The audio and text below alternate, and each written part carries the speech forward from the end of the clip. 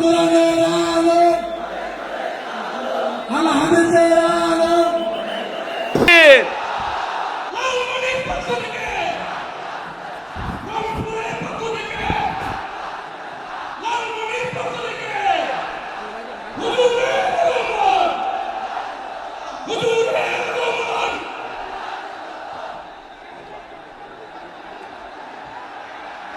আমি একটু দেখতে চাই যে রংপুর বিভাগের কে কোন জেলা থেকে আপনারা এসছেন। কুড়িগ্রাম থেকে কারা এসছেন দেখি, কুড়িগ্রাম। মাশাআল্লাহ মাশাআল্লাহ। আচ্ছা, গাইবান্ধা জেলার কে আসছেন? গাইবান্ধা। মাশাআল্লাহ মাশাআল্লাহ মাশাআল্লাহ মাশাআল্লাহ। আইন শৃঙ্খলা বাহিনী, প্রশাসন, ভলান্টিয়ার্স, শুনেছি আমি প্রায় 5,000 ভলান্টিয়ার্স আপনারা নিয়োগ দিয়েছেন। আলহামদুলিল্লাহ আলহামদুলিল্লাহ। অনেক গোছালো প্রোগ্রাম। আমার প্রাণ ঢালা ভালোবাসা জানবেন, আমার হৃদয়ের গহীন থেকে ভালোবাসা নেবেন, শুভেচ্ছা জানবেন সবাই। ঠিক আছে, শান্তিপূর্ণ সহাবস্থান এবং সাম্প্রদায়িক সম্প্রীতি। আমাদের বাংলাদেশে সাম্প্রদায়িক সম্প্রীতি আছে না নাই? আবহমান কাল থেকে আমরা মুসলিম, হিন্দু, বৌদ্ধ, খ্রিস্টান, পাহাড়ি, নৃগোষ্ঠী মিলেমিশে একাকার, আমরা সবাই মিলে বাংলাদেশ। আওয়াজ করে বলেন ঠিক কিনা? আমাদের পারস্পরিক সম্প্রীতি, ভালোবাসা, সৌহার্দ্যপূর্ণ আচরণ, বোঝাপড়া, এটা বেশ মজবুত, বেশ মজবুত। তবে মাঝে মাঝে আমাদের এই সম্প্রীতির ভেতরে অনেকে ফাটল ধরাতে চায়। আমরা যে সুখে আছি, শান্তিতে আছি, এটা অনেকের ভালো লাগে না, ঠিক কিনা বলেন? আমাদের মধ্যে সাম্প্রদায়িক সম্প্রীতি, সৌহার্দ্যপূর্ণ আচরণ, ভালোবাসা, এটা আবহমান কাল ধরে আছে। তার প্রমাণ, আমরা তাফসিরুল মাহফিলের আয়োজন করলে আমাদের হিন্দু ভাইরা ডিস্টার্ব করে না, ঠিক কিনা? এবং আমি যদি বলি হাত তোলেন, হিন্দু ধর্মের কারা কারা এসেছেন, কত শত কত হাজার যে হাত উঠবে, আপনি অবাক হয়ে যাবেন। আমি চাচ্ছি না হাত উঠাতে। খুলনাতে সর্বশেষ যে আমি প্রোগ্রাম করে গেলাম, সেখানে কয়েকশো হিন্দু ভাই আসছে আমাদের আলোচনা শুনতে। আলহামদুলিল্লাহ। অনেক বৌদ্ধরা আসে, অনেক খ্রিস্টানরা আসে। এবার সফরেও অনেক হিন্দু ভাইরা আমার সাথে দেখা করেছে। তারা বলেছে, হুজুর আমরা আপনার আলোচনা শুনি। আলহামদুলিল্লাহ বলেন। So it's our responsibility to present our religion to our non-Muslim brothers and sisters. আমাদের অমুসলিম ভাই বোনদের কাছে ইসলামের সৌন্দর্য তুলে ধরা, এটা আমাদের দায়িত্ব। We all are the ambassador of Islam. আমরা প্রত্যেকে দায়িত্বশীল, আমরা প্রত্যেকে এক একজন ইসলামের অ্যাম্বাসেডর। আলহামদুলিল্লাহ বলেন। এজন্য এমনভাবে দ্য বিউটি অফ ইসলাম, ইসলামের সৌন্দর্য আমাদেরকে ফুটিয়ে তুলতে হবে, যাতে করে নন মুসলিমরা শাহাদা পড়ে, কালিমা পড়ে মুসলমান হয়ে যায়। অনেক নন মুসলিম ভাই বোন আমাদের হাতে শাহাদা পড়ে, কালিমা পড়ে মুসলমান হয়েছে, অনেক। সো আমরা যেন ইসলামের বিউটিটাকে তুলে ধরতে পারি, এবং এই যে সম্প্রীতি, এটাকে যেন আমরা অটুট রাখতে পারি। আদতে আদতে বাংলাদেশের ইতিহাস বলে আমাদের দেশে কোনো দাঙ্গা নাই। আছে? লালমনিরহাটের ভাইয়েরা আওয়াজ করে বলেন, আমাদের দেশে হিন্দু মুসলিম দাঙ্গা আছে? আমরা ভাই ভাই, আওয়াজ করে বলুন তো, আমরা কি ভাই ভাই? কিন্তু কিছু দুষ্ট লোক আছে, তারা আমাদের সম্পর্কের মধ্যে ফাটল ধরাতে চায়, ঠিক কিনা বলেন? মাঝে মাঝে ঝগড়া লাগাতে চায়। দেখবেন পত্রপত্রিকায় দেখা যায় বিভিন্ন ধর্মীয় উপাসনালয়গুলোতে হামলা চালানো হয়। এগুলো রাজনৈতিক উদ্দেশ্য প্রণোদিত, এগুলোর সাথে ইসলামের কোনো সম্পর্ক নাই। এজন্য এই দুর্বৃত্তদের ব্যাপারে আমাদের সাবধান থাকতে হবে। আমরা সবসময় যেমনি ঐক্যবদ্ধ, ইউনাইটেড, আমরা যদি এরকম ইউনাইটেড থাকি, এই সমস্ত দুর্বৃত্তদের কালো হাত ভেঙে দিতে আমাদের 1 ঘন্টাও লাগবে না। চিল্লায় বলো ঠিক কিনা? আমরা সংঘবদ্ধ থাকবো। এই যে আমাদের পিসফুল কোএক্সিস্টেন্স, শান্তিপূর্ণ সহাবস্থান। হিন্দুরা পূজা করে, যেদিন হিন্দুদের পূজা অনুষ্ঠান, আমরা ওই দিন তাফসির মাহফিল করি না, ঠিক কিনা বলেন? যেদিন আমাদের তাফসিরুল কোরআনের প্রোগ্রাম, ওই দিন আমাদের হিন্দু ভাইরা ডিস্টার্ব করে না। সুবহানাল্লাহ। হিন্দুদের পূজা অনুষ্ঠানে মাদ্রাসার ছাত্র যে পাহারা দেয়, গোটা বিশ্বে এরকম দৃষ্টান্ত, নজির বিরল, ঠিক কিনা বলেন? আইন শৃঙ্খলা বাহিনীর পাশাপাশি মাদ্রাসার ছাত্ররা যে সেখানে পাহারা দেয়। গোটা পৃথিবীতে এই দৃষ্টান্ত আপনি পাবেন না। মাদ্রাসার ছাত্ররা তারা তো কোরআনের ধারক, তারা হাদিসের ধারক, তারা কেন মন্দির পাহারা দিবে? এই সম্প্রীতিকে ধরে রাখার জন্য, এই সৌহার্দ্যকে ধরে রাখার জন্য, আমাদের পারস্পরিক ভালোবাসাকে অটুট রাখার জন্য। আওয়াজ করে বলতে হবে, ঠিক কিনা? এখন বলেন, আমাদের এই ভালোবাসা অটুট থাক, আমরা চাই কি চাই না? আমরা হিন্দু মুসলিম মিলেমিশে শান্তিপূর্ণ সহাবস্থান, সাম্প্রদায়িক সম্প্রীতি, লালমনিরহাটের ভাইয়ের আওয়াজ করে বলুন, এই সাম্প্রদায়িক সম্প্রীতি আমরা চাই কি চাই না? আল্লাহ এই দেশকে তুমি বরকতময় করো, বাংলাদেশকে তুমি শান্তিময় করো। আওয়াজ করে সবাই বলেন আমিন। এই জায়গাটাতে সামান্য একটু আওয়াজ হচ্ছিল, এটাও থেমে গেছে, আলহামদুলিল্লাহ আলহামদুলিল্লাহ। এখন একেবারে everything is in my control, মাশাআল্লাহ। ঠিক আছে, আমি মূল আলোচনায় যাই। প্রিয় ভাইরা, আমি বলেছিলাম আমার আলোচনার বিষয় হচ্ছে শান্তিপূর্ণ সহাবস্থান, সাম্প্রদায়িক সম্প্রীতি। আমরা দেখব ইসলাম আমাদেরকে কি কি দিক নির্দেশনা দেয়। শান্ত হইতে হবে, খরগোশের কানের মতো কান দুটো আমার দিকে করে রাখেন। আমি এখনো উঠে যাব, হাত নাড়ায় লাভ নাই, আমি উঠে যাব। তাকায় থাকো আর কান খাড়া, আওয়াজ হবে না। হ্যাঁ, মাশাআল্লাহ মাশাআল্লাহ, ঠিক আছে। আমরা দেখব যে রাসূল সাল্লাল্লাহু আলাইহি ওয়াসাল্লাম এই পিসফুল কোএক্সিস্টেন্সের জন্য আমাদের কি শিখিয়েছেন, কি কি গাইডলাইন দিয়েছেন। আমরা 1 2 3 4 করে এগুলো আপনাদের সাথে শেয়ার করব। আমি আপনাদের খেদমতে সূরাতুল আনআমের 108 নম্বর আয়াত তেলাওয়াত করেছি। এখানে আল্লাহ রাব্বুল ইজ্জা ওয়াল জালাল তিনি ইরশাদ করছেন, ওয়ালা তাসুব্বুল্লাযীনা ইয়াদউনা মিন দুনিল্লাহি ফায়াসুব্বুল্লাহা আদওয়াম বিগাইরি ইলম কাযালিকা যায়্যান্না লিকুল্লি উম্মাতিন আমালাহুম সুম্মা ইলা রাব্বিহিম মারজিউহুম ফায়ুনাব্বিউহুম বিমা কানু ইয়ামালুন। রব্বুল আলামিন বলেন, গোলাম ও আমার ইমানদার বান্দারা, শোনো শোনো, ও আমার বিশ্বাসী বান্দারা, শোনো শোনো। লা তাসুব্বুল্লাযীনা ইয়াদউনা মিন দুনিল্লাহ ফায়াসুব্বুল্লাহা আদওয়াম বিগাইরি ইলম। ও আমার বিশ্বাসী বান্দারা, যারা আল্লাহকে ব্যতি রেখে, আল্লাহকে বাদ দিয়ে অন্য উপাস্যকে ডাকে, দেবীর পূজা করে, তোমরা খবরদার তাদের গালি দিও না। আওয়াজ করে বলেন, কি দিও না?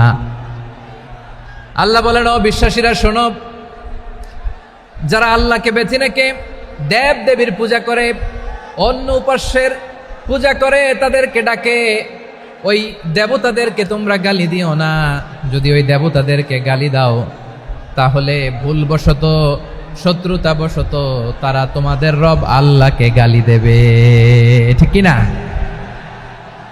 তোমরা যদি তাদের দেবতাদের গালি দাও, ওরা রেগে তোমার আল্লাহরে গালি দিবে, তাহলে আল্লাহরে গালি খাওয়ানোর কারণ হয়ে গেলাম আমি, ঠিক কি না? বলেন।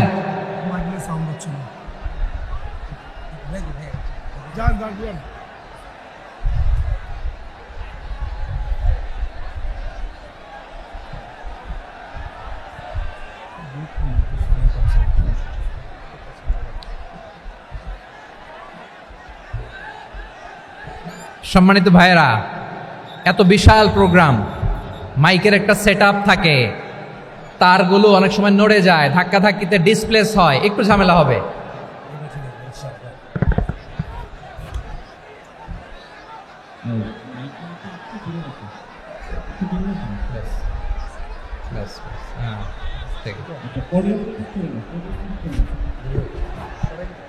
ঠিক আছে, একটু সমস্যা হবে মাঝে মাঝে। আপনারা শান্ত থাকলে, শান্ত থাকতে হবে। এইভাবে সাউন্ড নাই, এই নাই, এই বলতে বলতে আমার সময়ও নাই, উঠে যেতে হবে। এগুলো বোকামি। এই বিভাগীয় প্রোগ্রামগুলোতে যাই, চিৎকার চেঁচামেচি করে তোমরা আসো, সময় শেষ, আমাকে উঠে যেতে হয়। আমরা তো বঞ্চিত হলাম। গুরুত্বপূর্ণ অনেক কথা শোনাবো তোমাদের, অনেক। প্রিয় ভাইরা, আপনারা শান্ত হয়ে বসুন, শান্ত হয়ে। রব্বুল আলামিন বলেন, খবরদার বিশ্বাসীরা, আল্লাহ ছাড়া যারা অন্যান্য উপাস্যদেরকে ডাকে, দেবতাদেরকে ডাকে, তাদেরকে তোমরা গালি দিও না। ওই সমস্ত দেবতাদেরকে যদি তোমরা গালি দাও তাহলে তারা আল্লাহকে গালি দিবে, ঠিক কিনা বলেন? আমরা দেবতাদের গালি দিলে ওরা আল্লাহকে গালি দিবে। রব্বুল আলামিন বলেন, খবরদার দেবতাদেরকে গালি দিও না, তাহলে ওরা তোমার রব আল্লাহরে গালি দেবে। প্রতিটি জাতির জন্য তাদের কাজকে আমি আল্লাহ সুশোভিত করে রেখেছি, তারা সবাই একদিন আমার কাছেই ফিরে আসবে। এরপর আমি রব্বুল আলামিন তাদের আমলনামা তাদেরকে জানিয়ে দেব। সুবহানাল্লাহ পড়ে। প্রিয় ভাইয়েরা, আল্লাহ তাআলা বলেছেন খবরদার গালি দিও না। আদেশটা কার? আওয়াজ করে বলেন তো। হিন্দুদের দেবতা দেবদেবীদেরকে গালি দেওয়া যাবে না। আওয়াজ করে বলুন প্রিয় ভাইয়েরা, এই আদেশটা কার? এই আপনাদের গলার আওয়াজ। অন্য ধর্মের দেবতাদেরকে যে গালি দেওয়া যাবে না, এই আদেশটা কার? আরো জোরে বলুন, কার? গালি দিবেন কোন দেবতাকে? দিবেন? যদি দেন তাহলে ওরা আল্লাহরে গালি দিবে। তাহলে আল্লাহরে গালি খাওয়াইলো কে? আপনি, ঠিক কিনা বলেন? আমি আল্লাহকে গালি খাওয়ানোর কারণ হলাম, কারণ আমি যদি গালি না দিতাম ওরা আমার রবকে গালি দিত না। আওয়াজ করে বলেন ঠিক কিনা? তাহলে প্রিয় ভাইয়েরা, ইসলাম আমাদেরকে শিখায়, সূরাতুল আনআমের 108 নম্বর আয়াত থেকে আমরা বুঝলাম কোনো ধর্মকে ছোট করা যাবে না। অন্য ধর্মকে ছোট করা মানে ইসলামকে ছোট করা। অন্য ধর্মের দেবতাকে গালি দেওয়া মানে আল্লাহকে গালি খাওয়ানো। আওয়াজ করে বলেন ঠিক কিনা? খবরদার, এটা করা যাবে না। আর অন্য ধর্মের দেবতাকে যদি আপনি গালি দেন, ওরা ইসলাম থেকে দূরে সরে যাবে। যাও ইসলামের প্রতি আকৃষ্ট হয়েছিল আর কোনোদিন ইসলামের ধারে কাছে আসবে না। আওয়াজ করে বলেন ঠিক কিনা? এজন্য কখনো কোনোদিন অন্য ধর্মের দেবতাদেরকে গালি দেয়া যাবে না। অন্য ধর্মের কোনো দেবতাদেরকে আমরা গালি দিব না, গালি দিব না, বরং ইসলামের beauty, the beauty of Islam, ইসলামের সৌন্দর্যকে আমরা তুলে ধরব। আমরা যদি বিশ্বনবী সাল্লাল্লাহু আলাইহি ওয়াসাল্লামের জীবনের দিকে তাকাই তাহলে আমি দেখব বিষ্ণু ইসলাম মক্কাতে কিংবা মদিনাতে অন্য ধর্মের লোকদের সাথে খুব পিসফুলি লাইফ লিড করেছেন। হোক মুশরিক, হোক খ্রিস্টান, হোক ইহুদি, বিশ্বনবী সবার সাথে মিলেমিশে ছিলেন। আলহামদুলিল্লাহ বলেন। ইসলাম হচ্ছে পিসফুল রিলিজিয়ান। অন্য ধর্মের প্রতি সহনশীলতার সবক ইসলাম আমাদেরকে দেয়।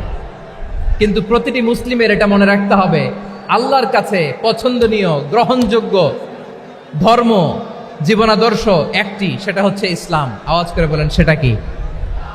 লালমনিরহাটের ভাইয়েরা আওয়াজ করে বলুন, আল্লাহর কাছে মনোনীত ধর্ম একটি, সেটা কি? এজন্য রব্বুল আলামিন বলেন, ইন্নাদ-দীনা ইনদাল্লাহিল ইসলাম, আল্লাহর কাছে মনোনীত গ্রহণযোগ্য অ্যাকসেপ্টেড ধর্ম মতাদর্শ একটা, সেটা হলো ইসলাম। ইসলাম ছাড়া অন্য কোনো ধর্ম যদি কেউ তালাশ করে তার ওই ধর্ম আল্লাহ গ্রহণ করবে না।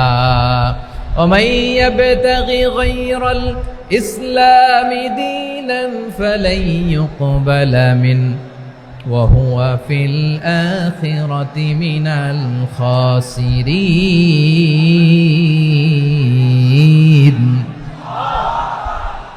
Whoever seek anything except Islam, that won't be accepted from him, and he will be loser in the day of judgment. কিয়ামতের দিন ইসলাম ছাড়া কেউ যদি অন্য কোনো ধর্ম তালাশ করেছে দুনিয়াতে, তার এই মতাদর্শ গ্রহণ করা হবে না। and he will be loser, সে হবে লুজার, ক্ষতিগ্রস্ত, হাই হাই কোম্পানির ম্যানেজার।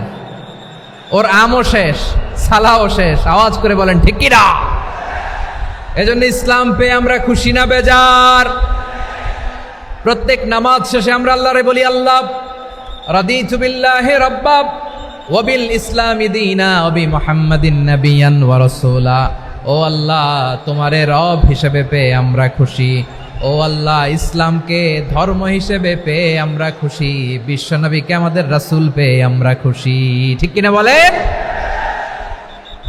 ইসলাম ছাড়া অন্য কোনো ধর্ম আমরা গ্রহণ করব না। ঠিক কিনা বলেন? আল্লাহর কাছে অ্যাকসেপ্টেড রিলিজিয়ান একটা, সেটা ইসলাম। তো বিশ্বনবী সাল্লাল্লাহু আলাইহি ওয়াসাল্লাম মক্কাতে কিংবা মদিনাতে খুব পিসফুলি এক্সিস্ট করেছেন, যে কোনো ধর্মের সাথে মিলেমিশে চলেছেন। তার প্রমাণ আমরা যদি রাসূল সাল্লাল্লাহু আলাইহি ওয়াসাল্লামের বায়োগ্রাফির দিকে তাকাই তাহলে দেখব তিনি মুশরিকদের সাথে পিস ট্রিটি করেছেন, শান্তি চুক্তি, পিস ট্রিটি, পিস এগ্রিমেন্ট। আপনারা হুদাইবিয়ার সন্ধির নাম শুনেছেন? আমার লালমনিরহাটের কলিজার টুকরা ভাইয়েরা, হুদাইবিয়ার সন্ধির নাম আপনারা শোনেন নাই? ষষ্ঠ হিজরিতে বিষ্ণু ইসা ইসলাম মুশরিকদের সাথে এই ট্রিটি করেছেন, চুক্তি। কাদের সাথে? মুশরিকদের সাথে। আমরা তো মুসলমান বসতে পারি না, আমরা দুই মুসলিম ভাই একসাথে বসে চা খেতে পারি না, গল্প করতে পারি না। বিষ্ণু ইসা ইসলাম মুশরিকদের সাথে ট্রিটি করেছেন, হুদাইবিয়ার সন্ধি। এই সন্ধির আগে মক্কা থেকে কেউ মদিনায় যেতে পারে না, মদিনা থেকে কেউ মক্কায় যেতে পারে না, কিন্তু এই সন্ধির পরে ট্রাফিক স্বাভাবিক হয়ে গেল। মক্কার লোকেরা মদিনায় আসতে পারে, মদিনার লোকেরা মক্কায় আসতে পারে।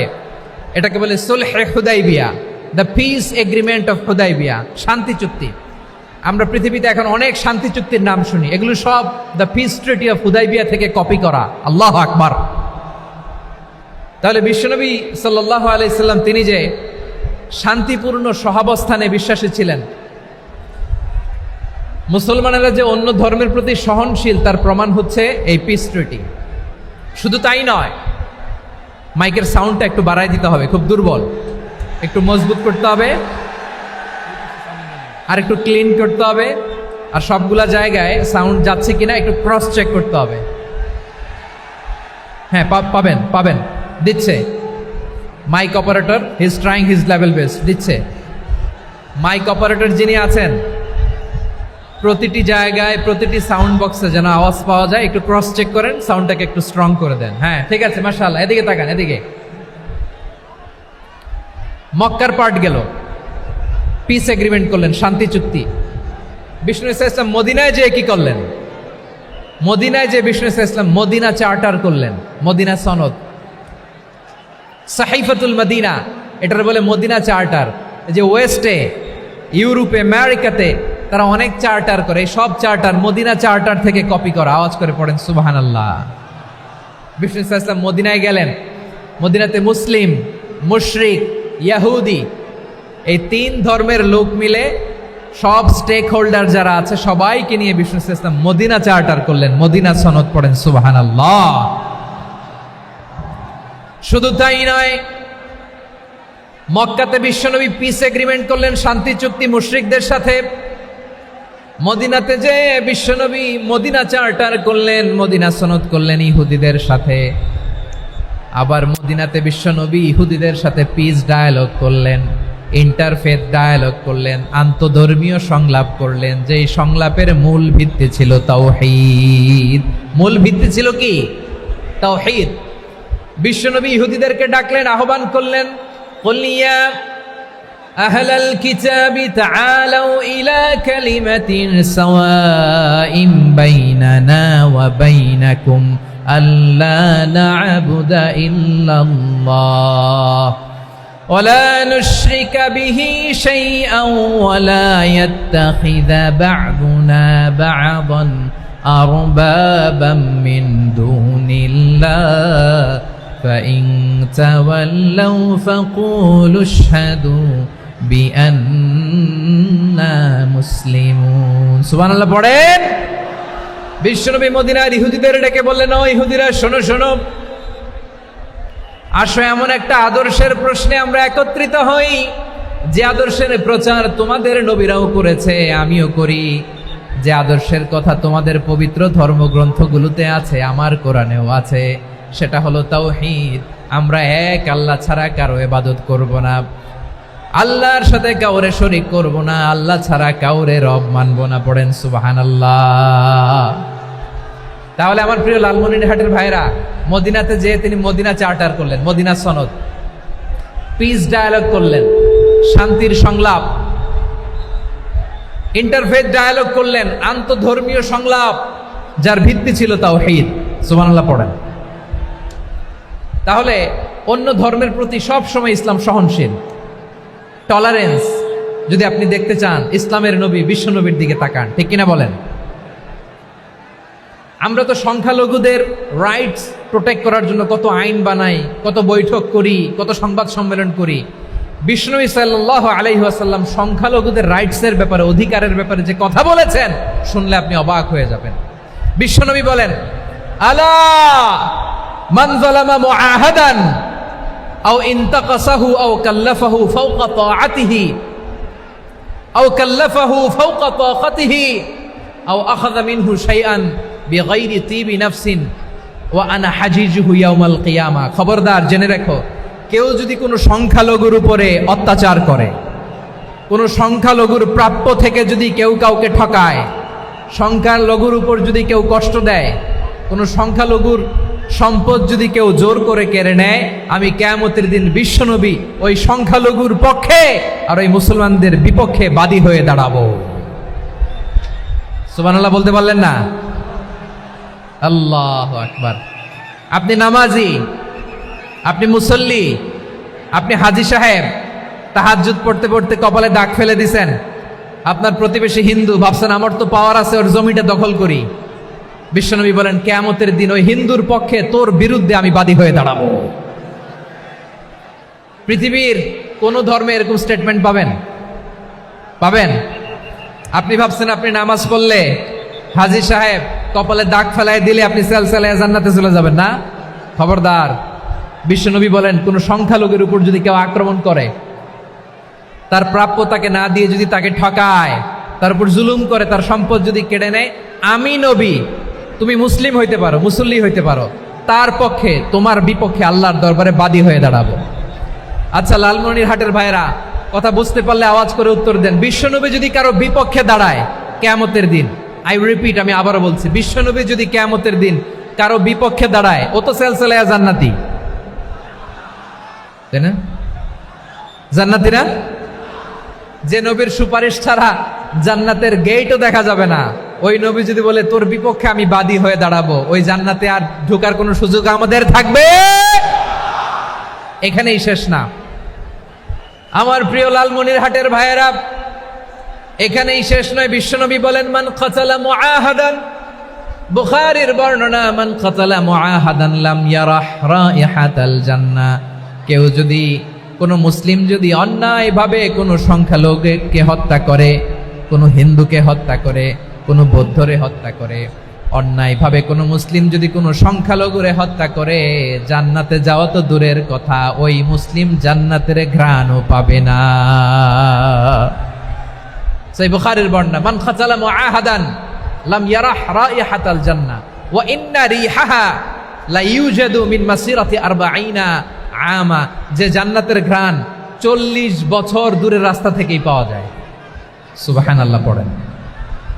প্রিয় ভাইরা, এখান থেকে জান্নাতে পৌঁছতে লাগবে 40 বছর। এত দূর, কত বছর? সবাই বলেন কত বছর? এখান থেকে জান্নাতে পৌঁছতে লাগবে 40 বছর। এত দূরে থাকতেই জান্নাতের ঘ্রাণ আপনার নাকে এসে ধাক্কা মারবে। বিশ্বনবী বলেন যে ব্যক্তি কোন সংখ্যালঘুকে হত্যা করে, জান্নাতের ঘ্রাণ তো পাবেই, জান্নাতে তো ঢুকতে পারবেই না, জান্নাতের ঘ্রাণও তার নাকে লাগবে না। পড়েন নাউযুবিল্লাহ। তাহলে সংখ্যালঘুদের ব্যাপারে ইসলামে অধিকার দেয়া আছে না নাই? লালমনিরহাটের ভাইয়ের আওয়াজ করে বলেন, আমার সংখ্যালঘু হিন্দু ভাইদের রাইটস, অধিকার আমাদের ইসলামে প্রোটেক্টেড আছে না নাই? এখানেই শেষ না। বিষ্ণু ইসলাম আপনার অমুসলিম প্রতিবেশীর সাথে ভালো আচরণ করতে বলেছে। আমাদের হয় না, এটা মুসলিম পাড়া, ওটা বৌদ্ধ পাড়া, হয় না? অনেক সময় হয় না, এটা আমাদের মুসলিম পাড়া, ওইটা হিন্দু পাড়া, এরকম আছে না নাই? লালমনিরহাটে নাই না? আছে? হিন্দু যদি আপনার প্রতিবেশী হয় কি করবেন? ওরে কষ্ট দিবেন নাকি? কেন? ও তো হিন্দু, ও তো আমার আল্লাহরে ডাকে না, ওরে কষ্ট দিলে জায়েজ হবে না? খবরদার। বিষ্ণু ইসলাম বলেন মান কানা ইউমিনু বিল্লাহ ওয়াল ইয়াউমিল আখির ফালিউকরিম জারাহ। যে আল্লাহ বিশ্বাস করে আর আখিরাতে বিশ্বাস করে, সেজন্য প্রতিবেশীর সাথে ভালো আচরণ করে।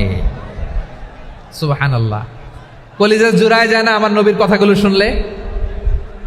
যে আল্লাহ বিশ্বাস করে, যে আখিরাতে বিশ্বাস করে, সেজন্য প্রতিবেশীর সাথে ভালো আচরণ করে। এখানে বলছে মুসলিম প্রতিবেশী বলছে,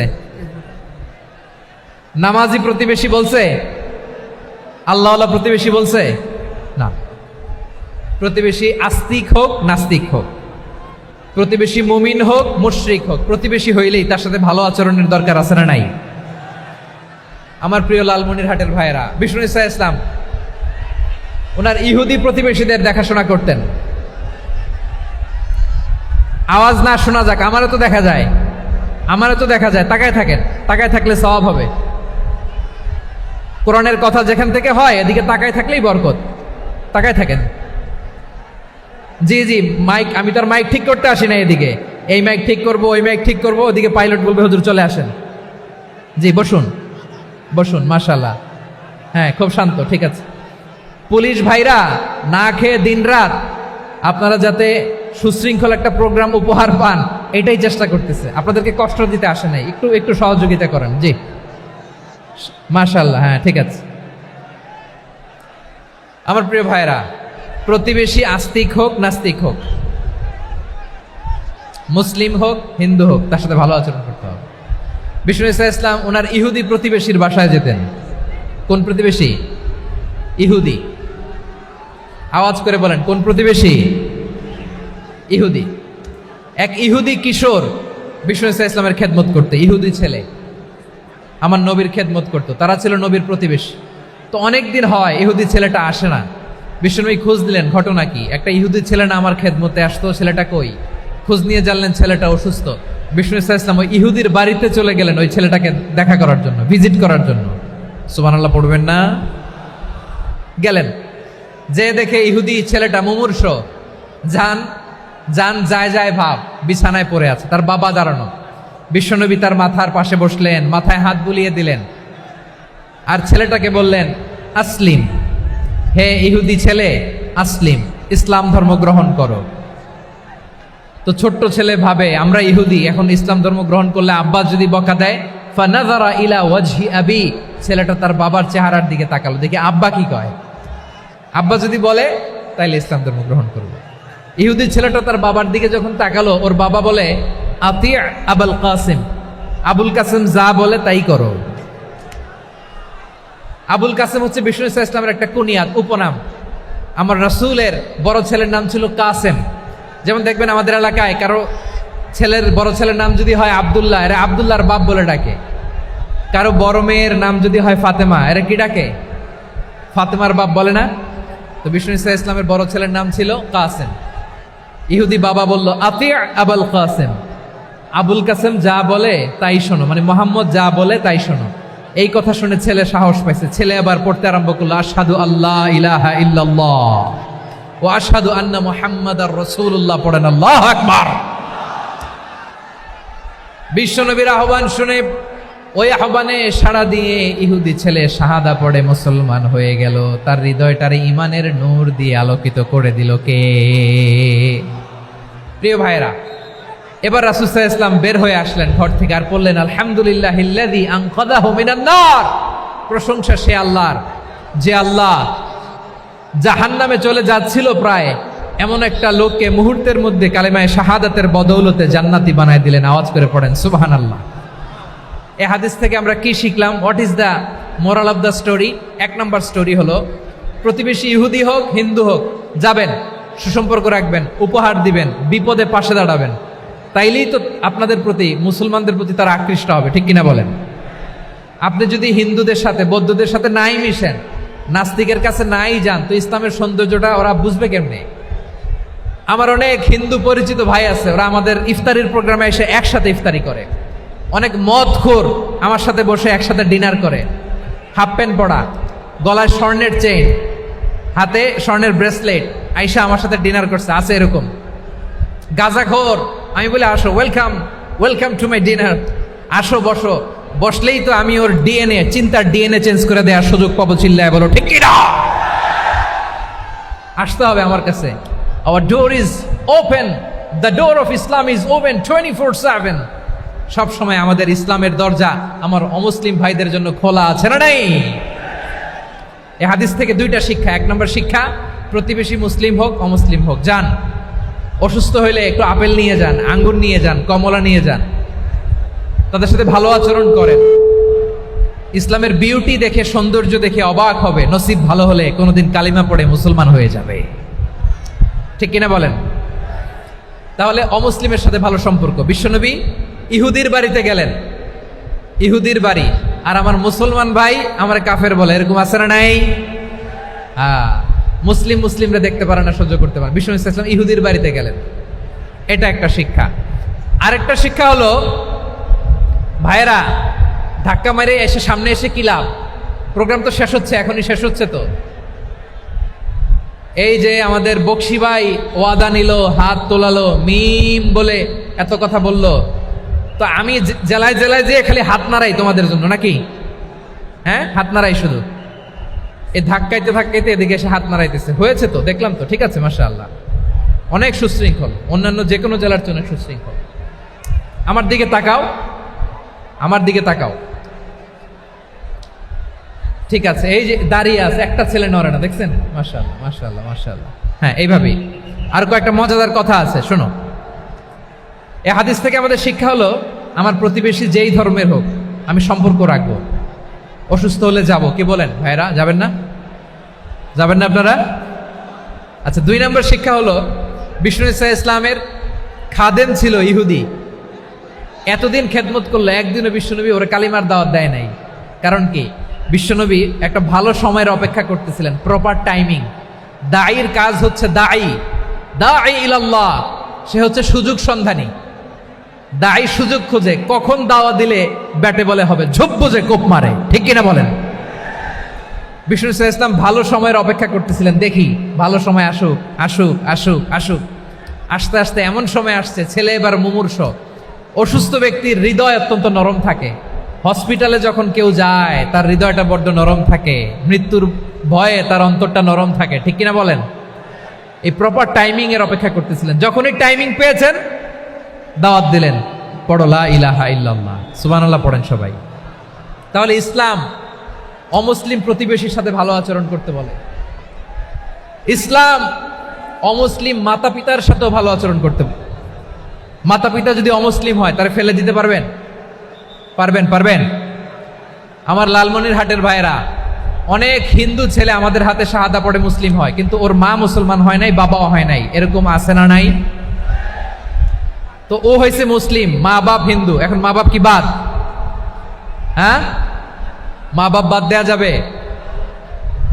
যেই মা আপনারে 9 মাস 8 মাস পেটে ধারণ করলো, আপনার মায়ের নার ছেঁড়া ধন, আপনি ওই মারে বাদ দিতে পারবেন?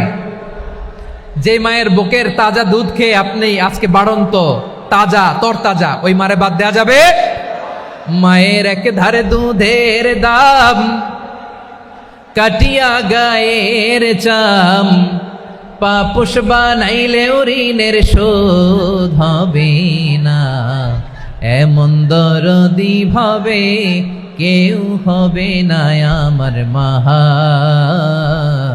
গো। মায়ের এক ধারে দুধের দাম, কাটিয়া গায়ের চাম, পাপুষ বানাইলেও ঋণের শোধ হবে না, এমন দরদি ভাবে কেউ হবে না আমার মাহা গো, ঠিক কিনা? মাকে তো বাদ দেয়া যায় না। وَقَضَى رَبُّكَ أَلَّا تَعْبُدُوا إِلَّا إِيَّاهُ وَبِالْوَالِدَيْنِ إِحْسَانًا।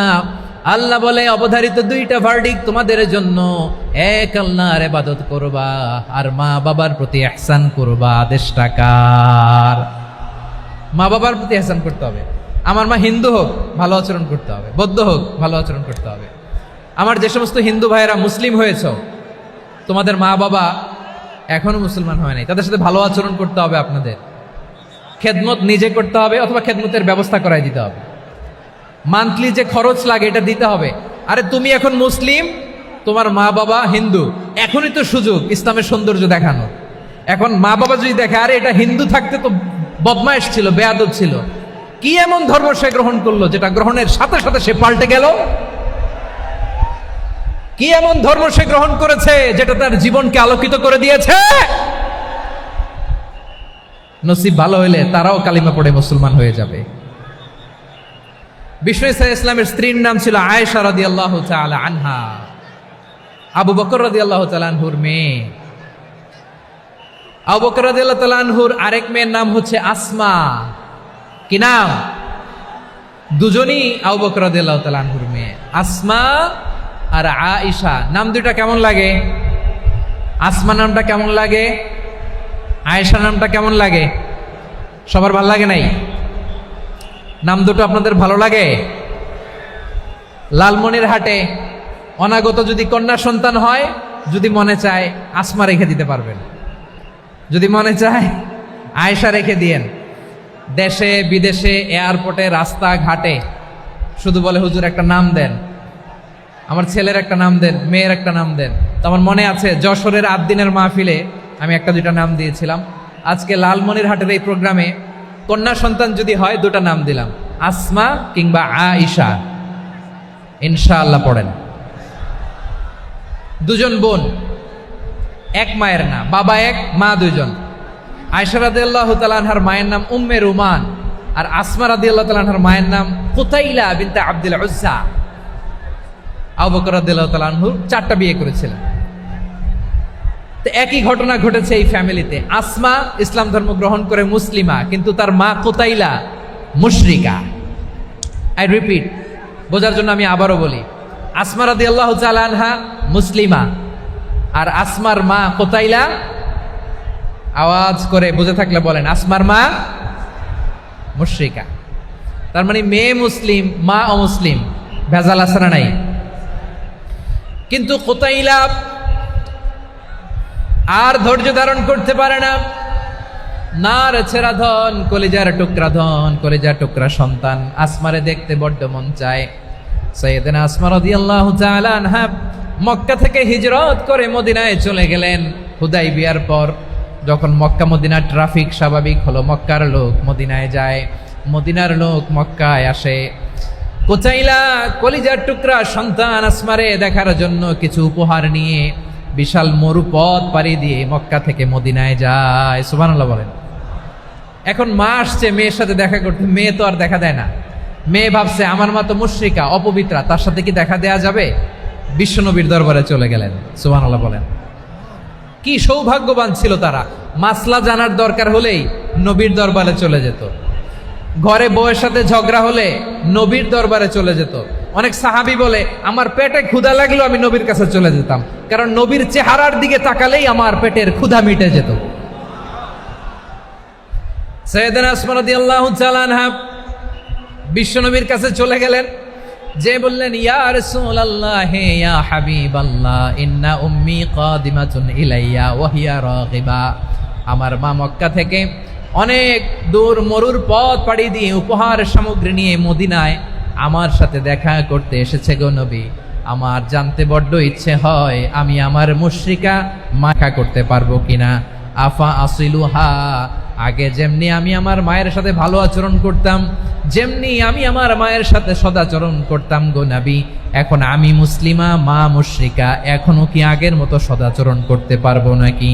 বিশ্বনবী বললেন নাম সিলিহা, হ্যাঁ রে আসমা, অবশ্যই অবশ্যই, আগে ঠিক যেমন তুমি তোমার মায়ের সাথে ভালো আচরণ করতে, এখনো তেমনি আগের মতো ভালো আচরণ করবা। আওয়াজ করে পড়েন সুবহানাল্লাহ। কি ইসলাম আমরা পেয়েছি! কত ব্রড মাইন্ডেড আমাদের ইসলাম, কত ওপেন মাইন্ডেড ইসলাম, কত ওপেন আপ করতে পারে, চিন্তা করতে পারেন। বিষ্ণু বললেন হ্যাঁ অবশ্যই, নাম সুলিহা, আগে যেমনি ভালো আচরণ করছো আসমা, এখন ওই রকমই করো, পারলে আরো বাড়াই করো। সুবহানাল্লাহ বলেন। তাহলে আমার যে হিন্দু ভাইয়েরা, হিন্দু বোনেরা, ইমানের বদৌলতে দৌলতে আপনি ধন্য হয়েছেন, আপনার আম্মা আব্বা এখনো মুসলমান হয় নাই, তাদের জন্য দোয়া করেন, তাদের জন্য দোয়া করেন, আল্লাহ যেন তাদেরকেও ইমানের দৌলত দান করে। আমরা সবাই পড়ি আমিন, আরো জোরে পড়েন আমিন। এখন বলেন, ইসলাম কি ন্যারো মাইন্ডেড রিলিজিয়ান না ব্রড মাইন্ডেড? লালমনিরহাটের যুবক ভাইরা আওয়াজ করো, ইসলাম কি ন্যারো মাইন্ডেড না ব্রড মাইন্ডেড? কতটা ব্রড মাইন্ডেড দেখেন। বিশ্বনবী সাল্লাল্লাহু আলাইহি সাল্লাম অমুসলিমরা যদি নবীকে উপহার দিত, ওই উপহারও বিশ্বনবী গ্রহণ করতেন। সুবহানাল্লাহ পড়েন। আপনার অমুসলিম বন্ধু যদি উপহার দেয় সেটাও আপনি নিতে পারবেন, যেটা নেওয়া জায়েজ। কিন্তু আপনার বন্ধু যদি আপনার মদের বোতল দেয়, নিতে পারবেন? হ্যাঁ, মদের বোতল দিলে পারবেন না।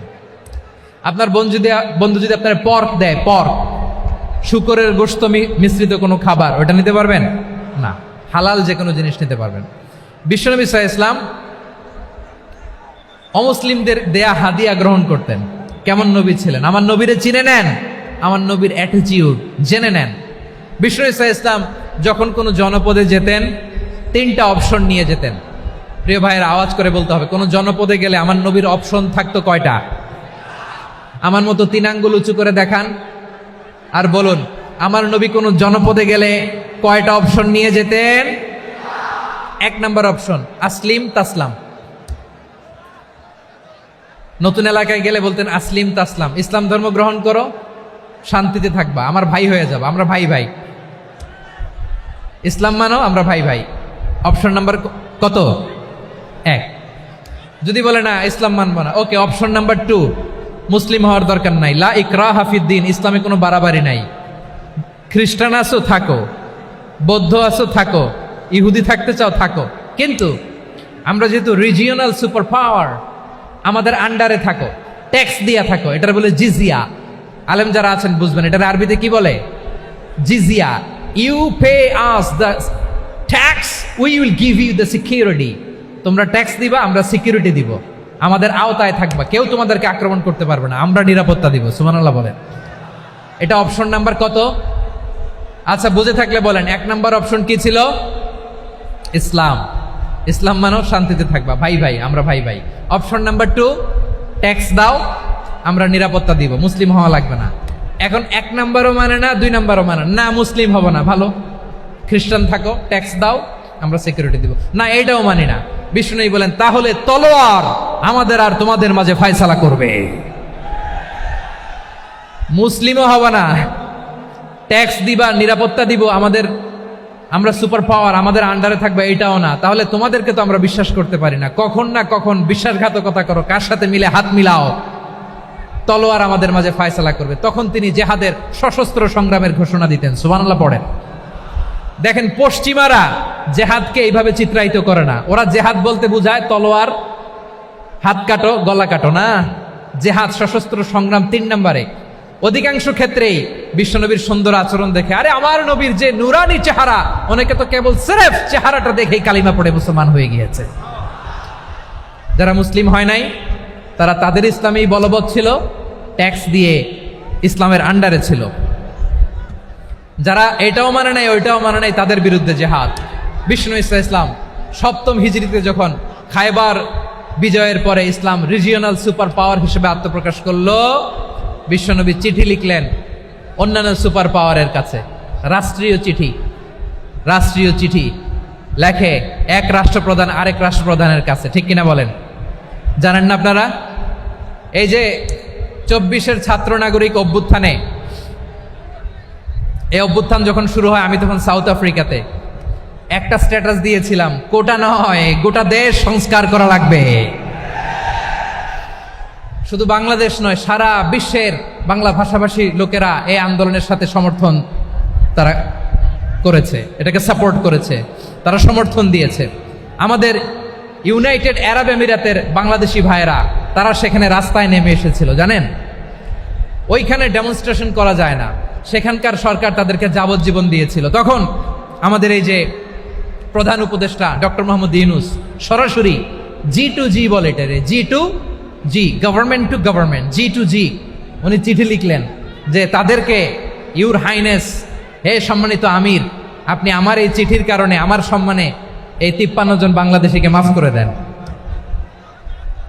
এই চিঠির বদৌলতে বেকসুর খালাস পেয়ে গিয়েছিল আমাদের ভাইরা। জানেন না এই ঘটনা আপনারা? তাহলে গভর্নমেন্ট টু গভর্নমেন্ট চিঠি দেওয়া হয়। 7ম হিজরিতে বিষ্ণু ইসলাম সব সুপার পাওয়ারের কাছে চিঠি দিলেন, রোমান সম্রাটের কাছে, পারস্য অধিপতির কাছে, মিশরের অধিপতির কাছে, সবার কাছে চিঠি লিখলেন।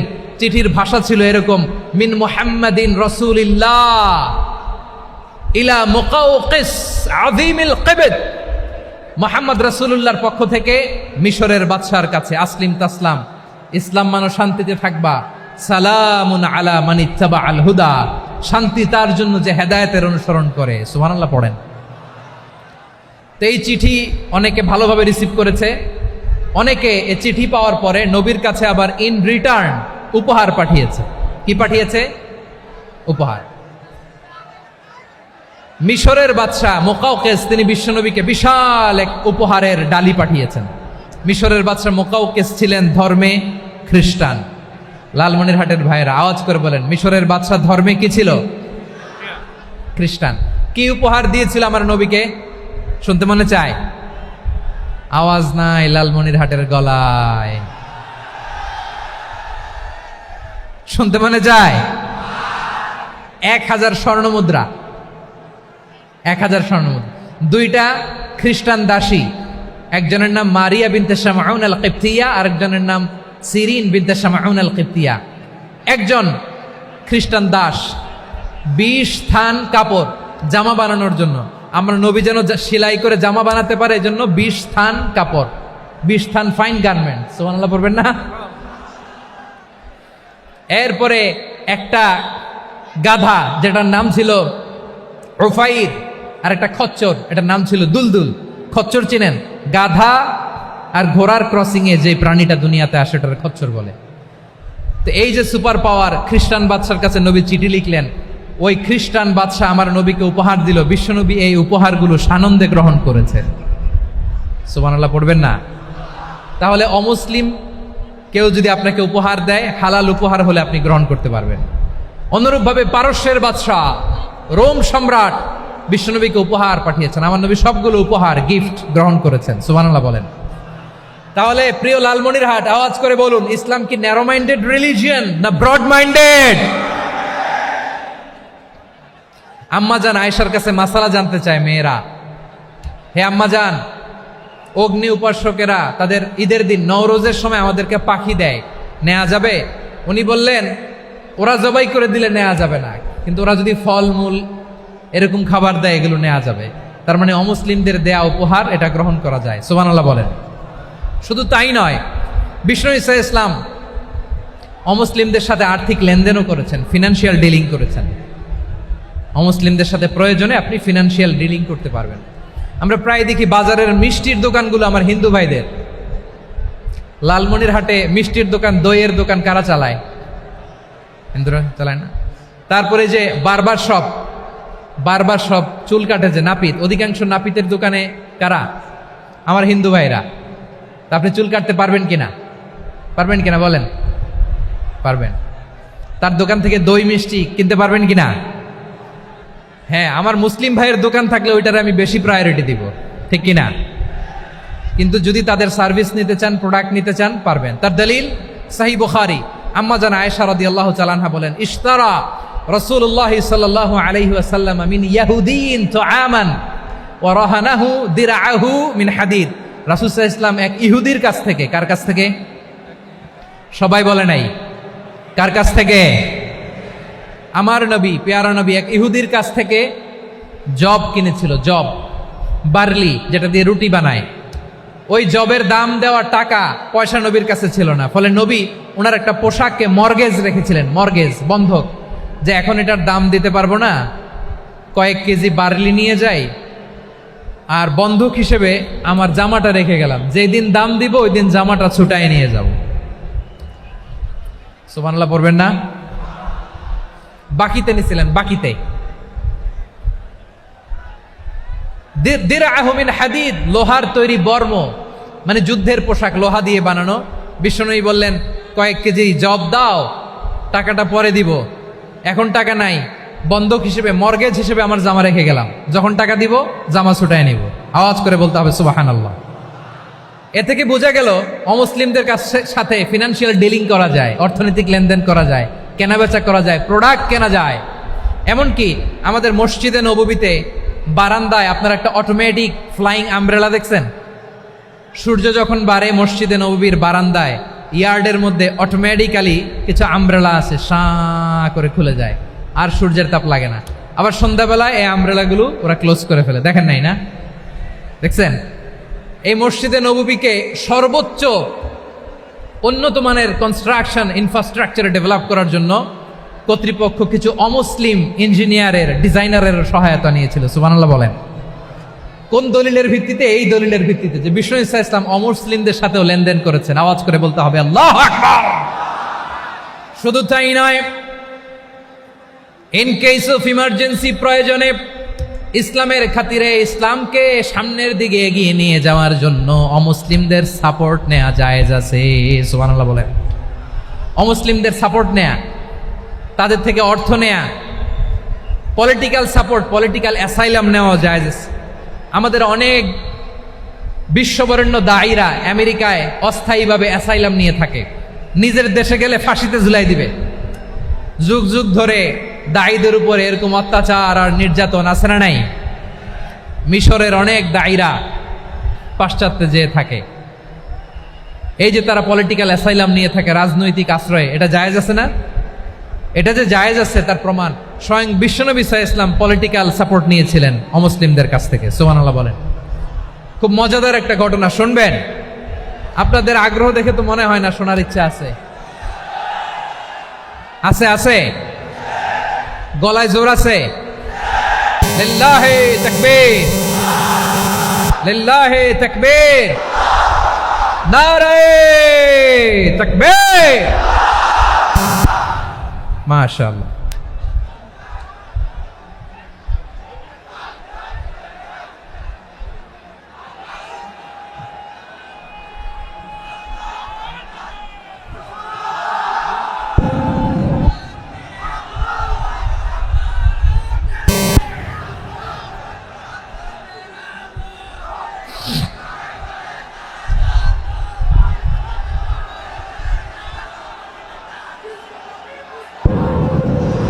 মাশাআল্লাহ মাশাআল্লাহ।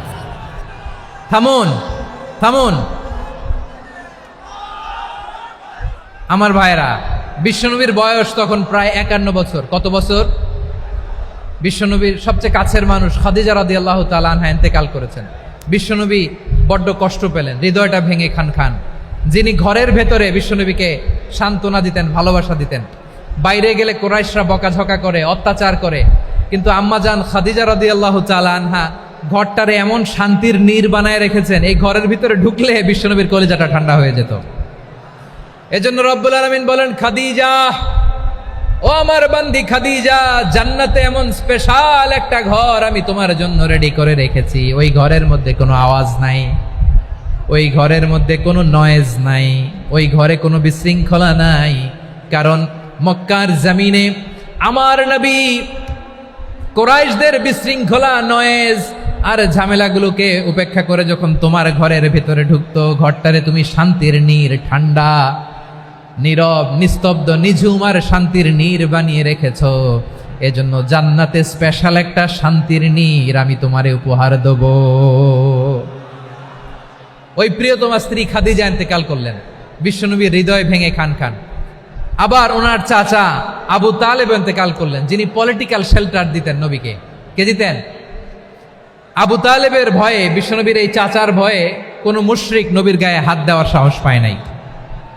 এখন স্ত্রীও নাই, চাচাও নাই, নবীকে আশ্রয় দেওয়ার কেউ নাই। নবীর চারদিকে অন্ধকার। নবী এখন কই যাবেন? আমার পেয়ারা নবী নতুন স্টেশন খুঁজতেছেন, নতুন দাওয়াতি প্ল্যাটফর্ম খুঁজতেছেন। তিনি যায়েদ বিন হারেসা রাদিয়াল্লাহু তাআলা আনহুকে নিয়ে মক্কার পাশের একটা নেইবরিং সিটি তায়েফে চলে গেলেন। কোথায় চলে গেলেন? লালমনিরহাটের ভাইয়ের আওয়াজ করে বলেন, কোথায় গেলেন? তায়েফে চলে গেলেন দিনের দাওয়াত দেওয়ার জন্য। কি দেওয়ার জন্য? নাকি জমি কিনতে গেছিলেন? জমি কিনতে, দুনিয়ার যশ খ্যাতির জন্য, নিজের কোনো লাভের জন্য? তায়েফবাসীদেরকে জাহান্নামের আগুন থেকে বাঁচানোর জন্য। আওয়াজ করে বলতে হবে, ঠিক কিনা? বিশ্বনবী বিশাল মরুপথ, পাহাড়ি পথ পাড়ি দিয়ে তায়েফের মরুজমিনে গেলেন কোরআনের দাওয়াত নিয়ে, ইমানের দাওয়াত নিয়ে। কিন্তু তায়েফের লোকেরা বিশ্বনবীর দাওয়াতকে শুধু প্রত্যাখ্যান করেই থামে নাই, তারা বিশ্বনবীর সাথে অত্যন্ত খারাপ আচরণ করেছে। বিশ্বনবীকে শারীরিকভাবে হেনস্থা করেছে, আমার নবীকে শারীরিকভাবে অত্যাচার করেছে, আমার পেয়ারা নবীর গায়ে পাথর মেরেছে, বিশ্বনবীর গা বেয়ে ঝরঝর করে রক্ত ঝরেছে, নবী জামিনের মধ্যে লুটিয়ে পড়েছেন, আবার মেরেছে, আবার নবী হাঁটতে শুরু করলেন, পেছন থেকে আবার মেরেছে, আবার নবী রক্তাক্ত হয়ে জামিনের মধ্যে লুটিয়ে পড়লেন, আবার মেরেছে।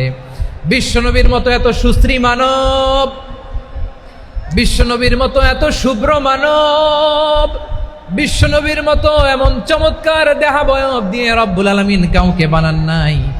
এরকম চমৎকার মানুষটাকে তারা তায়েফের ওই জমিনে রক্তাক্ত করেছে। বিশ্বনবী দুনিয়ার কোনো স্বার্থের জন্য সেখানে যান নাই, নিজের কোনো লাভের জন্য, প্রাপ্তির জন্য যান নাই, তায়েফবাসীদের জাহান্নামের আগুন থেকে বাঁচাতে গিয়েছেন। ঠিক কিনা বলেন?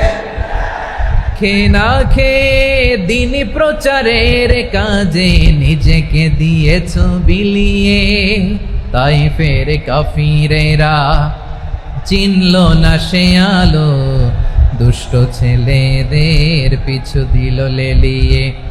পাথরের আঘাতে ক্ষত বিক্ষত হয়ে সারা শরীর থেকে রক্ত ঝরে।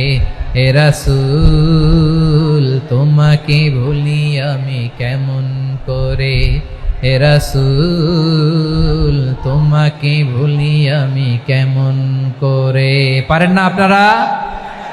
ধরুন আমার সাথে। হাজার ব্যথা বেদনার পরে ফিরে আসনি তুমি আপন ঘরে, দিনের আলো তুমি ছড়িয়ে দিতে, চলে গেলে মদিনায় মক্কা ছেড়ে। হে রাসূল তোমাকে ভুলি আমি কেমন করে, হে রাসূল তোমাকে ভুলি আমি কেমন করে। ঠিক কিনা বলেন? প্রিয় ভাইরা, তাইফের ছেলেরা নবীকে রক্তাক্ত করলো। আমার নবী কই যাবে? কই যাবে? মক্কায় জায়গা নাই, তাইফে জায়গা নাই। তাইফ থেকে ভারাক্রান্ত মন নিয়ে আমার নবী মক্কায় ফিরে আসলেন। বিশ্ব নবী মক্কায় ঢুকতে পারেন না।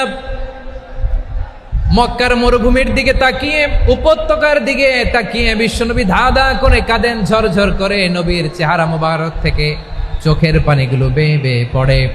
আমার জন্মস্থান, আমার শৈশব, কৈশোর, যৌবন কেটেছে এই মক্কায়, আমার এলাকায় আমি ঢুকতে পারি না। বিশ্বনবী মক্কার অনতি দূরে দাঁড়িয়ে জায়েদকে পাঠালেন, জায়েদ যাও দেখো কেউ আমাকে সাপোর্ট করার মতো আছে কিনা, যাও অমুকের কাছে যাও। জায়েদ গেলেন, তারাও প্রত্যাখ্যান করে ফিরিয়ে দেয়। বিশ্বনবী বললেন যাও অমুক লোকের কাছে যাও, তিনিও প্রত্যাখ্যান করে ফিরিয়ে দিলেন। কেউ বিশ্বনবীকে আশ্রয় দিতে রাজি হয় না।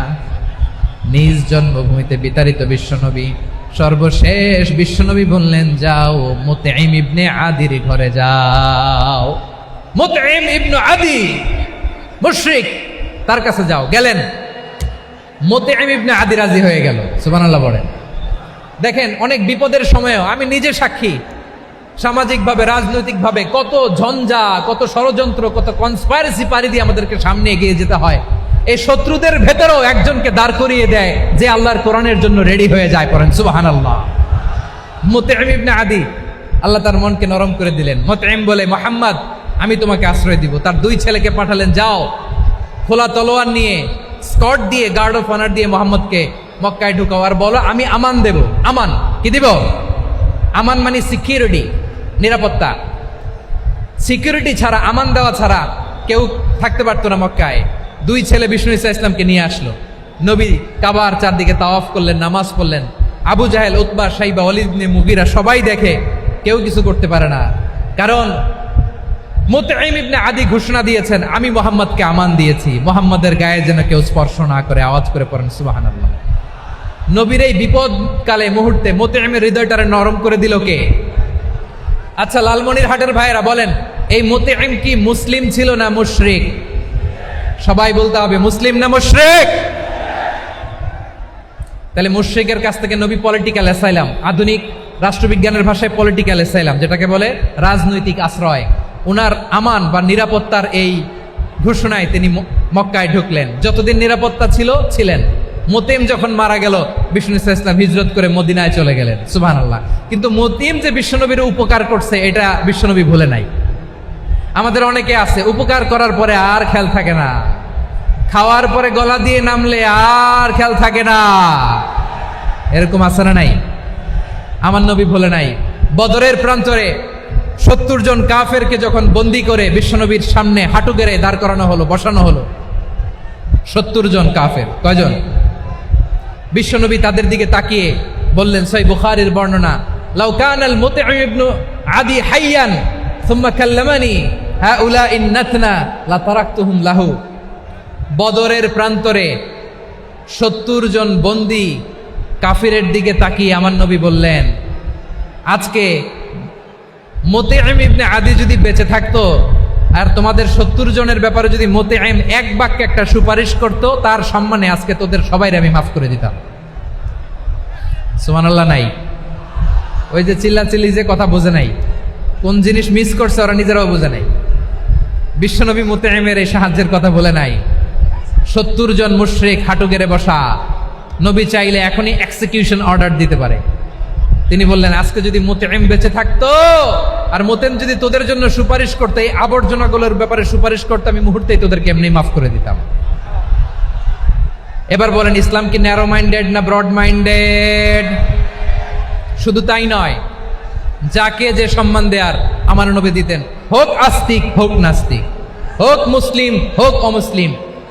বিষ্ণু ইসলাম যখন রোমান সম্রাটের কাছে চিঠি লিখেছেন, আমার প্রিয় লালমনিরহাটের ভাইরা, অল্প কয়েক মিনিট কয়েকটা জরুরি কথা বলবো, এদিকে তাকান, এদিকে তাকান। রোমান সম্রাটের কাছে বিশ্বনবী যখন চিঠি লিখলেন মিন মুহাম্মদ রাসূলিল্লাহ ইলা হিরাকলা আযীমির রোম, মুহাম্মদের পক্ষ থেকে হিরাক্লিয়াসের কাছে, যিনি হচ্ছেন আযীমির রোম। এটা নবী নিজ থেকে বানায় লিখছেন অতিরিক্ত সম্মান দিয়ে। কোন রাষ্ট্রপ্রধান যখন আসে তাদেরকে আমরা কি বলি জানেন?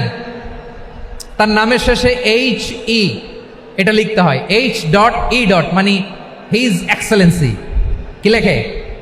হিজ এক্সেলেন্টি, অথবা ইউর হাইনেস, ইউর ম্যাজেস্টি। দেখেন, বিশ্বনবী সাল্লাল্লাহু আলাইহি ওয়াসাল্লাম সব নবীদেরও নবী, তিনি একজন মুশরিক খ্রিস্টান সম্রাট রোমান সম্রাটের কাছে চিঠি লিখতে যায়, লিখতেছে ইলা হিরাকলা আযীমির রোম, হিরাক্লিয়াসের কাছে আমার চিঠি, যিনি রোমের আযীম, হিজ হাইনেস, মানে রোমের অনেক সম্মানিত এক বাহাদুর। আওয়াজ করে বলেন সুবহানাল্লাহ। তার মানে যাকে যে সম্মান দেয়ার এটা বিশ্বনবী দিতেন। এমনকি যে ইহুদিরা ভালো ছিল, এই ইহুদিদেরও প্রশংসা করেছেন বিশ্বনবী মুহাম্মদুর রাসূলুল্লাহ সাল্লাল্লাহু আলাইহি ওয়াসাল্লাম। এক ইহুদির প্রশংসা করেছেন বিশ্বনবী। ইহুদির কার? আমি তো আমার ভাইয়ের প্রশংসা করি না, আমি তো এক আলেম আরেক আলেমরে স্পেস দেই না, আমি তো এক দায়ী আরেক দায়ীর সাথে বসতে চাই না। আমার নবী ইহুদির প্রশংসা করে। কার প্রশংসা? ওই ইহুদির নাম ছিল মুখাইরিক। সিরাত গ্রন্থ ঘাটলে পাবেন। তিনি বলেছেন, মুখাইরিক খাইরু ইয়াহুদ, Mukhairiq is the best of the Jews. জুইশদের মধ্যে সে সবচেয়ে ভালো। কেন প্রশংসা করলেন তার?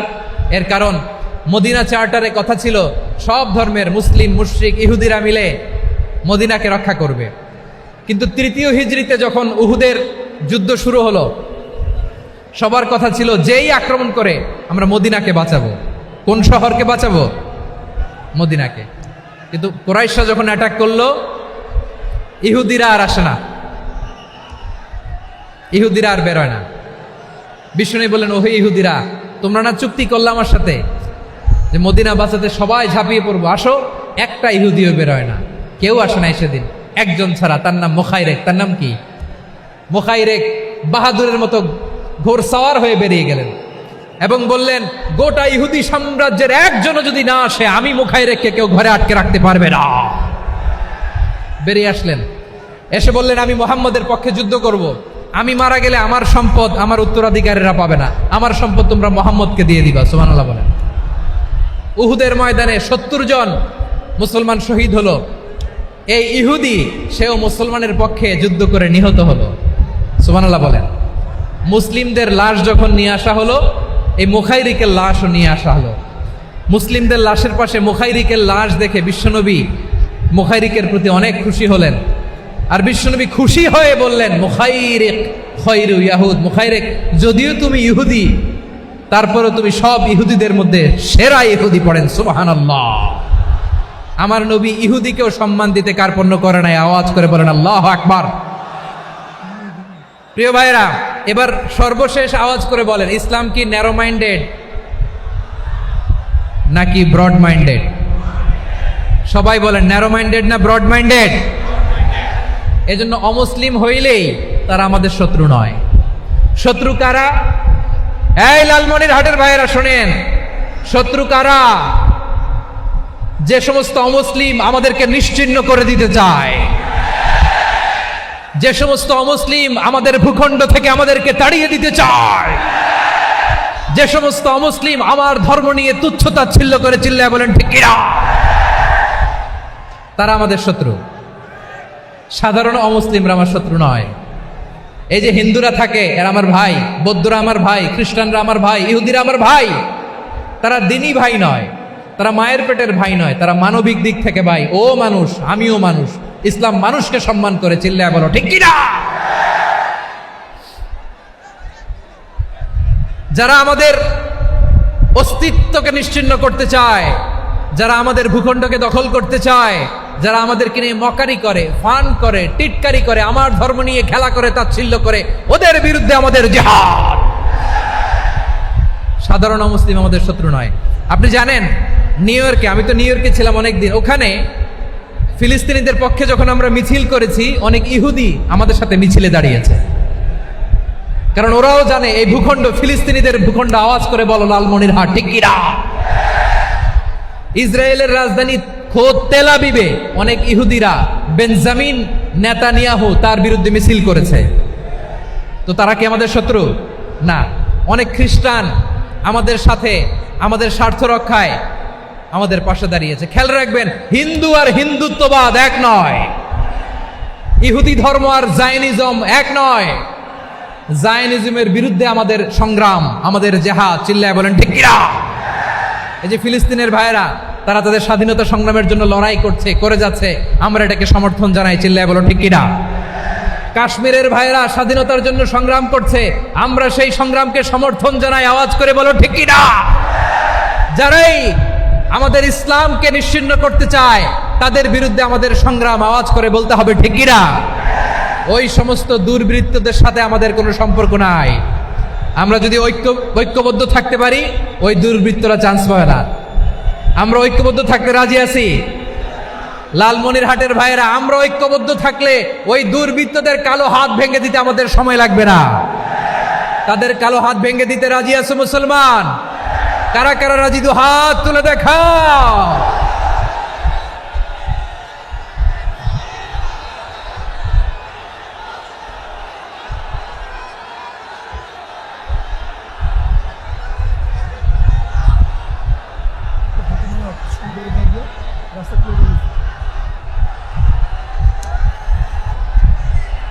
আমার প্রাণ প্রিয় লালমনিরহাটের ভাইয়েরা, শত্রু কাফের আর অশত্রু কাফেরের মধ্যে পার্থক্য আছে না নাই?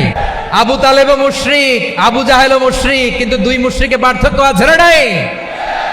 আবু তালেব নবীর চাচা, মুশরিক, মারা গিয়েছে মুশরিক অবস্থায়, কিন্তু আজীবন আমার নবীকে আগলে রেখেছে, আমার নবীকে সাপোর্ট করেছে, ভালোবেসেছে। আবু জাহেলও মুশরিক, মারা গিয়েছে মুশরিক হিসেবে, আজীবন আমার নবীর বিরুদ্ধাচরণ করেছে।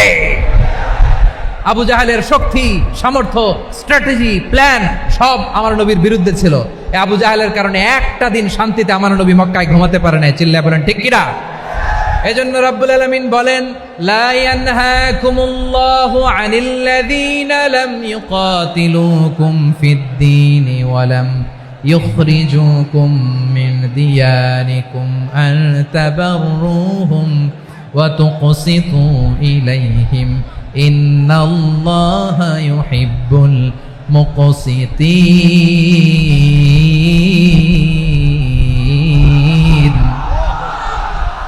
আল্লাহ বলে, গোলামেরা শোনো শোনো, যে সমস্ত অমুসলিম তোমাদের সাথে ধর্মযুদ্ধে লিপ্ত হয় না, তোমাদের বিরুদ্ধে যে সমস্ত অমুসলিম অস্ত্র ধরে না, যে সমস্ত অমুসলিম তোমাদেরকে তোমাদের জন্মস্থান থেকে, ভূখণ্ড থেকে তাড়িয়ে দেয় না, তাদের সাথে ভালো আচরণ করতে আমি আল্লাহ নিষেধ করি নাই। তাদের সাথে সদাচরণে কোনো নিষেধাজ্ঞা নাই, বরং তাদের সাথে সদাচরণ করো, এটাই আমি আল্লাহ চাই। তাহলে আমার যে অমুসলিমরা আমাদের সাথে শত্রুতা করে না, তুচ্ছতাচ্ছিল্য করে না, আমাদের ভূমি থেকে আমাদেরকে উচ্ছেদ করতে চায় না, আমাদের বিরুদ্ধে অস্ত্র ধরে না, ওই অমুসলিম ভাইদের সাথে আমাদের কোনো দ্বন্দ্ব আছে? কোনো বিরোধ আছে? বরং আছে ভালোবাসা। বরং আছে কি? এই ভালোবাসা দিয়েই আমরা বিশ্ব জয় করব। রাজি আছো মুসলমান? আমাদের পুঁজি ভালোবাসা। আমাদের পুঁজি কি? এবার আওয়াজ করে বলেন, আমার এই পুরো আলোচনা থেকে the religious coexistence, peaceful coexistence, শান্তিপূর্ণ সহাবস্থান, কমিউনাল হারমোনি, এই সাম্প্রদায়িক সম্প্রীতি, এই আলোচনা থেকে কি বুঝলেন? ইসলাম কি ন্যারো মাইন্ডেড না ব্রড মাইন্ডেড? এই ব্রড মাইন্ডেড হৃদয় নিয়ে, ভালোবাসা দিয়ে আমরা বিশ্ব জয় করতে চাই। রাজি আছেন? আল্লাহ কবুল করুক, আমরা সবাই পড়ি আমিন। লালমনিরহাটের জেলা স্টেডিয়ামে আমার প্রিয় মায়েরা, বোনেরা, আপনাদের জন্য একটা হাদিস বলে শেষ করব। বিশ্বনবী বলেন, আমার মায়েরা খেয়াল করে শুনুন, বিশ্বনবী আপনাদের উদ্দেশ্য করে বলেন, আল মারআতু ইযা সাল্লাত খামসাহা ওয়া সামাত শাহরাহা হাফিজাত ফুরুজাহা আতাআত বা'লাহা ফালতাদখুল মিন আইয়ি আবওয়াবিল জান্নাতি শাআত। বিশ্বনবী বলেন, ও রমণীরা, ও নারীরা, যে সমস্ত নারী এই 4টা কাজ করবে, এই 4টা কাজের গ্যারান্টি দিবে, তাদেরকে জান্নাতের 8টা দরজার গ্যারান্টি দেয়া হবে। কি 4টা কাজ? 1 নম্বর, আল মারআতু ইযা সাল্লাত খামসাহা, যে নারী 5 ওয়াক্ত নামাজ পড়ে। কি করে? জেলা স্টেডিয়ামে অবস্থানরত আমার নারীরা, বোনেরা, বিশ্বনবী আপনাদেরকে 4টা কাজের কথা বলেছেন, খুব বেশি না। 4টা করলে 8 জান্নাতের দরজা সব খোলা। কোনটা দিয়ে যাবেন? যেটা দিয়ে মনে চায়। 1 নাম্বার 5 ওয়াক্ত নামাজ। আমার বোনেরা জোহরের নামাজ পড়তে পড়তে এটা আসরে নিয়ে যায়, আসর পড়তে পড়তে এটা মাগরিবে নিয়ে যায়। এরকম আসরা নাই? লালমনিরহাটে হয়তো নাই। আমার বোনেরা এটা করবেন না। ইন্নাস সালাতা কানাত আলাল মুমিনিনা কিতাবাম মাওকুতা, সময় মতো পড়বেন। সামাত শাহরা, রমাদানের রোজাগুলো রাখবেন। হাফিজাত ফুরুজাহা, যে নারী তার চরিত্রকে হেফাজত করে, তার প্রাইভেট হেফাজত করে, তার লজ্জাস্থান হেফাজত করে। ও মায়েরা, আপনার এই গর্ভ যে কত দামি আপনি জানেন না। আপনার এই গর্ভ থেকে জন্মাবে আগামীর সালাহুদ্দিন আল আইয়ুবী। আপনার গর্ভ থেকেই জন্মাবে ইমাম আল মাহদি আল মুনতাজার। আপনার পেট থেকে জন্মাবে আবু সাইদের মতো বীর সৈনিক। আপনার পেট থেকে জন্মাবে মুগ্ধের মতো বীর মুজাহিদ। আপনি জানেন না কে আসবে আপনার পেট থেকে। সময়টাকে কাজে লাগান, ইসলামকে বুঝেন, মানেন, আমাদের ইসলামিক লেকচারগুলো শোনেন। আমরা যে বার্তাগুলো, ইনস্ট্রাকশনগুলো, দিক নির্দেশনাগুলো আপনাদের খেদমতে রাখি, এগুলো মেনে চলুন। আপনিই পারেন আপনার ঘরটাকে জান্নাতের টুকরা বানাতে। একটা family, it's a very big institution and you are the MD, the managing director of this institution. চিল্লায় বলেন ঠিক কিনা? চাইলেই পারেন ঘরটারে জান্নাতের টুকরা বানাতে। 5 ওয়াক্ত সালাত, রমাদানের রোজা, নিজের চরিত্রের হেফাজত, ও আতাআত বা'লাহা, স্বামীর আনুগত্য। এটাতে অনেকে ভুল করে থাকে। হায় রে আমার বোনেরা, স্বামীর আনুগত্যকে এটা নিজের অপমান মনে করবেন না। আপনার স্বামী আপনার সবচেয়ে বড় গার্ডিয়ান, তিনি আপনার সবচেয়ে ভালো চায়। নারী কখনো গার্ডিয়ানশিপের বাইরে থাকতে পারে না। হয় আপনি বাবার গার্ডিয়ানশিপের ভেতরে, বাপ না থাকলে ভাই আপনার গার্ডিয়ান, ভাই না থাকলে চাচা গার্ডিয়ান, বিয়ের পরে আপনার স্বামী আপনার গার্ডিয়ান। শরিয়া সম্মত স্বামীর আদেশগুলো আপনি মেনে চলবেন, কিন্তু শরিয়া বিরুদ্ধ কোনো আদেশ মানতে আপনি বাধ্য নয়। আওয়াজ করে বলুন সবাই ঠিক কিনা? এই 4টা কাজ যদি কোনো নারী করে, বিশ্বনবী বলেন জান্নাতের 8টা দরজা খোলা। তোমার যেটা দিয়ে মনে চায় সেটা দিয়ে জান্নাতে তুমি এন্ট্রি নিতে পারবা। আমরা এখানে লালমনিরহাটের সোহরাওয়ার্দী ময়দানে আজকে যেমন একত্রিত হতে পারলাম, আল্লাহর জান্নাতেও যেন একত্রিত হতে পারে। আল্লাহ তুমি তৌফিক দান করো। আল্লাহ আমার এই কলিজার টুকরা যুবক ভাইদেরকে তুমি ওমরে ফারুকের মতো কবুল করো। জেলা স্টেডিয়ামে অবস্থানরত আমার মা বোনদেরকে তুমি ফাতেমার মতো, খাদিজার মতো কবুল করো। আমাদের কলিজার টুকরা সন্তানদেরকে তুমি সালাহুদ্দিন আল আইয়ুবীর মতো কবুল করো। এই যে ইসলামিক সোসাইটি লালমনিরহাটকে আল্লাহ তুমি কবুল করো। আল্লাহ যে কথাগুলো বললাম এগুলো প্রথমে আমাকে, আমার সব ভাইদেরকে আমল করার তৌফিক দান করো।